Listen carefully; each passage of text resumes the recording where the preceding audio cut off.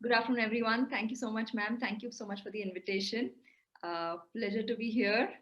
And I'm just sharing my screen. Ma'am, can you confirm that you can see my slide? Yeah, it is visible. Okay. So I think it's really great that we have all now recognized exercise as being such a vital part. It's among the first lectures that the conference is kicking off with, and now in our bid to get more and more better with exercise prescriptions and our patients' glycemic control, we've moved on, I think, to a very nice and niche area, which is morning versus evening walk. So that's how precise now we want to get. We want to become so precise in our advice to our patients that we are now going to do this. And I'm really happy to, as a sports and exercise medicine physician who reads a lot about exercise physiology, this is a very niche area and there's a lot of more research continuously going on into this. So translating this physiology knowledge into practical knowledge, practical advice is something that I would really look forward to sharing with everyone. So the basis of this obviously is that we now know that predominantly type 2 diabetes is an insulin resistant state, and skeletal muscle, being the largest insulin sensitive organ, has a exercise has a huge role because of the skeletal muscle usage. Now, the rationale for whether it should be a morning versus an evening exercise is that the basis is that all the cells express a molecular machinery, clock machinery, which drives the circadian oscillations in multiple metabolic processes of the body. Especially now within the skeletal muscle, there is a crucial role which this circadian clock plays in the muscle metabolism. And the disruption of this clock has been associated with, again, multiple metabolic derangements, especially insulin resistance and type 2 diabetes. So the logic or the rationale is that now how do we help this reverse or try to amend this circadian clock if it is one of the reasons why this insulin resistance is coming about? So that's where exercise plays a huge role, and not just exercise. This is a nutrition symposium. It's exercise as well as diet, which are the two main non-photic cues. Non-photic meaning light is obviously the other main cue for the circadian rhythm which sets up. But so other than light, it's exercise and diet, which are the two main cues which modify these peripheral clocks in the cells. And this circadian clock is tightly linked to exercise stimulated metabolic sensors which are there in the body. So let's see how the glucose is behaving in the diurnal variation. So in response to similar glucose loads, plasma glucose clearance rates are higher in the evening, higher in the morning compared with the evening. Now, all of this is obviously affected by diurnal changes in multiple things which happen throughout the body. We'll go through them systematically. One of them is circulatory glucoregulatory hormones, then it's whole body substrate oxidation, and tissue specific insulin responsiveness. So diurnal variation in the pancreatic insulin secretion, which tends to be lower in the evening. The cortisol, which is a key metabolic hormone, which peaks around onset of active period of the day, which is typically the morning. Third is the non-esterified FFAs, free fatty acids, which cause postprandial storage of fatty acid in the adipose tissue. Now, this capacity of postprandial storage of fatty acids in adipose tissue is higher during the evening versus the morning in the lean participants. So, but however, because in the obese participants, this capacity is gone away, what happens is that this adipose tissue doesn't get stored in the fatty acids don't get stored in the adipose tissue, but they spill over to the muscle, which means that now there is myocellular lipid storage, which is probably going to compromise the insulin signaling. So these were some of the hormonal things: the pancreatic insulin secretion, the cortisol, and the NEFAs. Now, talking about the myocellular insulin signaling, we know that insulin stimulated glucose disposal happens, and that's how exercise is overall known to be so beneficial in glucose homeostasis. Now, this happens through two mechanisms, oxidative and non-oxidative. Whereas the non-oxidative mechanism helps in glucose storage as muscle glycogen, the oxidative glucose disposal is determined by the mitochondrial oxidative capacity. Now that has a diurnal variation with the mitochondrial oxidative capacity peaking in the evening at 2300 hours. And this relies predominantly also on the carbohydrate oxidation. So we've gone through the hormones. This is now the mitochondrial oxidative level things, which are varying morning, evening. So with the mitochondrial oxidative capacity being at its peak in the evening, the question is, should one be exercising in the evening? Although, the insulin secretion and all is better in the morning, should one be instead exercising in the evening? Because that's when the muscle is primed to meet the energy requirements of contraction. So what would happen because of that is that there wouldn't be premature muscle fatigue. Because the oxidative capacity of the muscle is really good. And something that we hear with patients is especially the diabetic patients, because they tend to be a little deconditioned, not just because of their age, but even the younger guys tend to be slightly deconditioned. And then the adherence goes away to exercise. So the question is, although some things are better in the morning, should we instead advise evening exercise? Because this long-term adherence to exercise might be promoted because the mitochondrial capacity is better. Alternatively, exercising at times when the mitochondrial oxidative capacity is lowest, which means that the morning hours, provides a relatively stronger trigger for adaptation, thus creating more room for improvement. So again, the question still remains whether morning versus evening, what is better? Then we spoke of catecholamine, cortisol, which is at its peak in the morning. However, exercise has an induced catecholamine synthesis feature, which happens also in the evening. And catecholamines by themselves promote white adipose tissue and visceral lipolysis.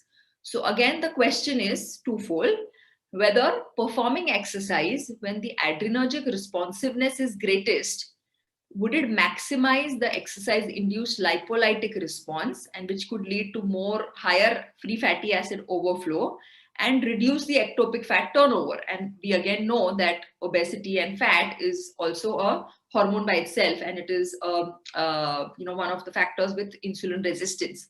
So again, then when adrenaline is at its peak, should we be exercising at that time? Because then the free fatty acid turnover might be faster, and peripheral fat accumulation will be reduced, and abrasions in lipid-induced signaling will be lesser. But the flip side to that is that there is stimulatory effect of catecholamines on hepatic glucose output, and inhibitory effects on peripheral glucose uptake may translate into elevated blood glucose levels. So again, a little bit of a gray thing as to whether when the catecholamine is at its peak, should we be exercising, or on the flip side. So just summing up the last few slides, if you look at this, this is the AM side, this is the PM side. The skeletal muscle mitochondrial oxidation capacity is at its peak in the evening. The whole body insulin sensitivity overall is known to be more in the AM type compared to the PM. And maximal aerobic performance, so for example, when we would be looking at athletes, it's known to be probably higher in the evening, which might go hand in hand with the mitochondrial oxidative capacity. So these are few of the things which get affected. Let's look at some more factors now, going at the real cellular level, and actually seeing how exercise literally directly affects the glucose. This was in a transcriptional study which was done in mice. The authors observed a more robust metabolic impact of exercise in the morning, which is the beginning of the active phase, than at the night, which is the beginning of the rest phase, resulting in a higher utilization of carbohydrates and ketone bodies, together with degradation of lipids and amino acids. So this is, the previous things, we are just looking at individual hormones and how they actually just affect the glucose metabolism, and it's more of a speculation as to how things would behave. but this is looking at, transcription analysis in the mice directly, and the morning time seems to be better. However, a very recent, well controlled study, which was done in 2020, looking at overweight adults, some of them, half of them diabetic, half of them non-diabetic, looking at AM versus PM exercise. The exercise involved moderate intensity walking, which is our talk today, and but also resistance-based exercises. So it was a combination, because that's generally the recommendation that is given for diabetics, that you would want to do a combination of aerobic versus and resistance exercise. So when this study compared the two, they found that exercise training improved all glycemic outcomes, independent of allocation to either group. Either group in the sense AM versus PM. However, when they only looked at only the type 2 individuals, and they found that the AM group demonstrated slightly greater benefits and effects, but they were not statistically significant nonetheless. So there are very few well-controlled studies which have, actually just directly looked at walking, aerobic exercises versus AM PM group. Aerobic activity, slow. There are now a lot of studies on HIIT, high intensity training, but walking is slightly limited literature. So this was one of the good studies that I found. And what we see is that although, the study in the mice, which is a transcriptional study, showed that yes, AM is better, when we actually pull it out to actual live scenario of a RCT, we do not see such a massive difference. Also, although in type 2 groups, it was slightly better, but again, not statistically significant.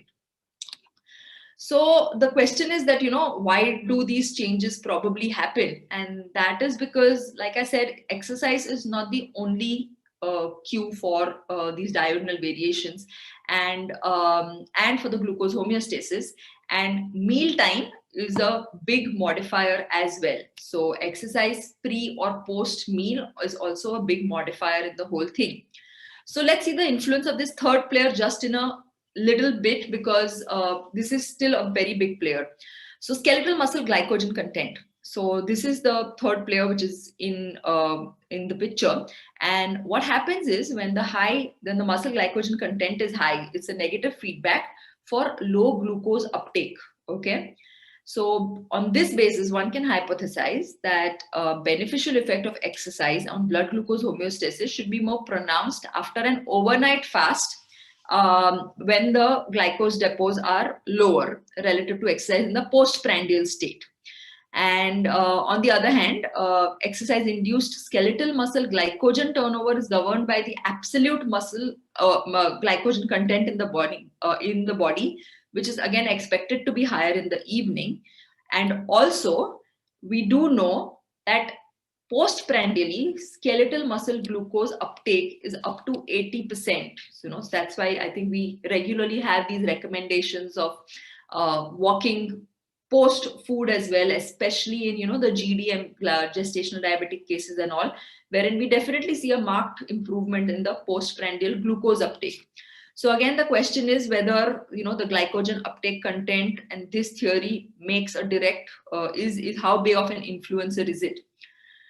So I think that really brings me to the question here, that the timing of the exercise, on what all basis can it be modified? Should it just be by the clock time? So say after listening to this lecture, if you decide it has to be morning exercise is better than evening exercise, should it just be on the basis of the clock time, or should it be more timing relevant to meals, relative to meals? So postprandially one must go for exercise, or one must go in the morning on an empty stomach for exercise.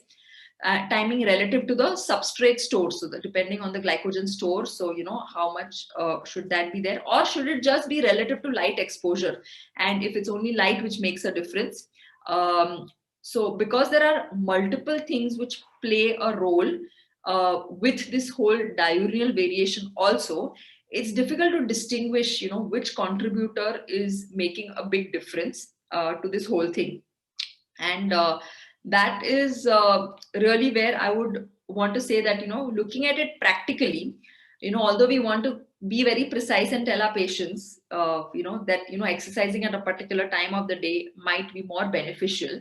I think we should first ask how many of our patients are actually exercising, because the big thing is that diabetes being an insulin resistant state and skeletal muscles being insulin sensitive, uh, irrespective of the time of the day you exercise, exercise is going to have multiple benefits in the diabetics.